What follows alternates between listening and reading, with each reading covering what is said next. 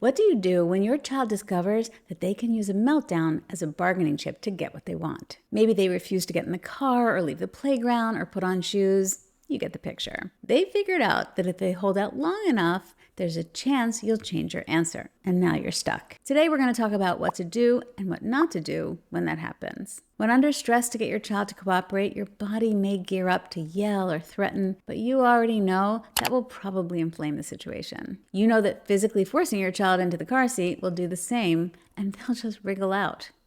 But you also don't want to teach your child that you won't hold the boundary. So what do? I was reading a Facebook post yesterday from a mom who found herself in exactly this situation. Getting her daughter into the car seat had been a problem since she had been a toddler, and now, a couple of years later, she'd discovered something powerful. If she screamed and cried long enough, sometimes she could negotiate a different outcome. One day, she refused to get in the car unless they went to McDonald's. Other times, it was different demands. The mom wanted to know how to stop this pattern without abandoning the parenting principles that mattered to her. She didn't want to rule with an iron fist as her parents had, but she also couldn't afford to sit beside the car all day. I get questions like this a lot. I thought this was such a great context to talk about this kind of question. If we haven't met yet, I'm Andrea Pollack, parenting educator, coach, and parent of an autistic adult. Before we get into it, I just want to say there are a lot of reasons a child might struggle to get into a car, so it is tough to give very specific answers to a Facebook post without more context. But I can tell you the principles that I'd use to think through a situation like this. In my experience, when a child is willing to sustain an outburst for a very long time in order to get something, it's often because that strategy has been successful from time to time. I remember when my son was little and discovered this strategy, crying and begging for cookies. My coach at the time said, "He sounds like a child who thinks he's going to win, that he's had success with this in the past." Let's just say she wasn't wrong. This won't be true in every situation for every parent and child, but it happens often enough that it's worth asking ourselves a hard question. Can I think of times when I've eventually changed my answer because we had somewhere to be, or maybe because everyone was exhausted, or because I just couldn't do another hour of this? I totally get it. I've totally done it. No judgment. But children do learn from patterns. They learn quickly that if holding out sometimes changes the answer, it makes sense to keep trying. They wore you down once, so... This is where we often get stuck. In the heat of the moment, we think the only choices are either force the child into the car, wait endlessly, or give in. And none of those feel great in the moment. But to me, the correct answer in this situation is inconvenient, but clear, which is great because we rarely get clear answers. But in this particular instance, we have to consistently hold the boundary. And here's why. Traveling in a car without a car seat is not an option.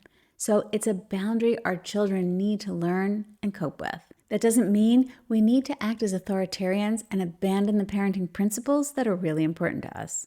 We can validate the big feelings, such as, "I know it's hard not to get what you want." We don't need to argue, justify, negotiate, or convince. We can explain, if we want to, why we're not going to McDonald's, for example, because sometimes understanding the why can help, though children are not always persuaded by logic when they really want something. And then you have to wait every time.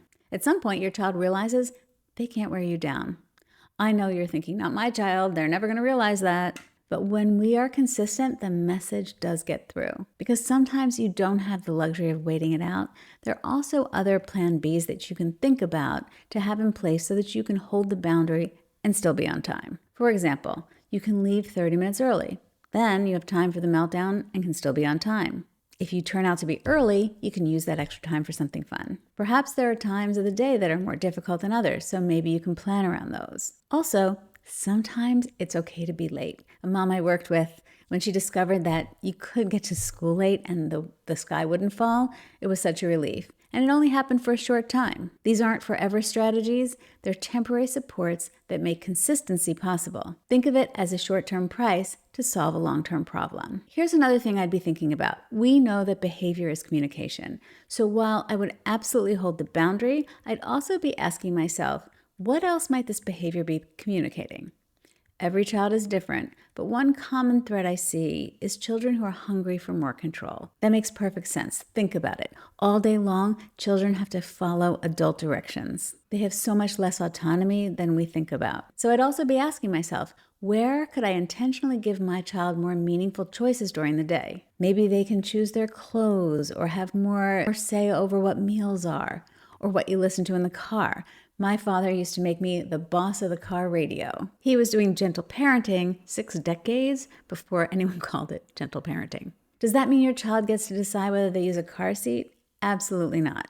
The boundary stays exactly where it is.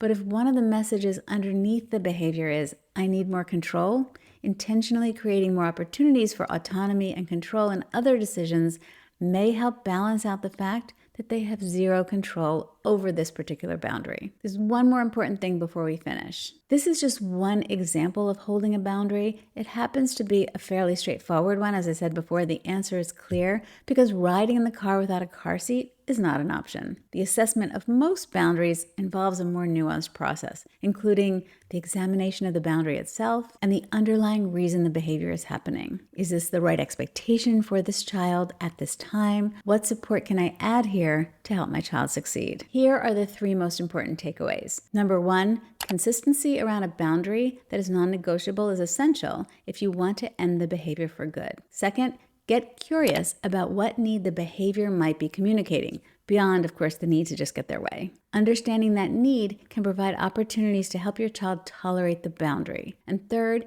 if one of those messages is, I need more agency in my life, you can intentionally create more opportunities for autonomy elsewhere to help your child tolerate the fact that they have no control over the car seat. Learning to hold a boundary consistently is an important parenting skill, and it's also an important skill for our children to develop. Children benefit from boundaries even when they push back against them. It's a life skill they need to function in the world. If this way of thinking resonates with you, I'd love to have you subscribe. Every week, I share practical strategies to help you reduce conflict, increase cooperation, and parent your autistic child with more confidence. I'll see you in the next one.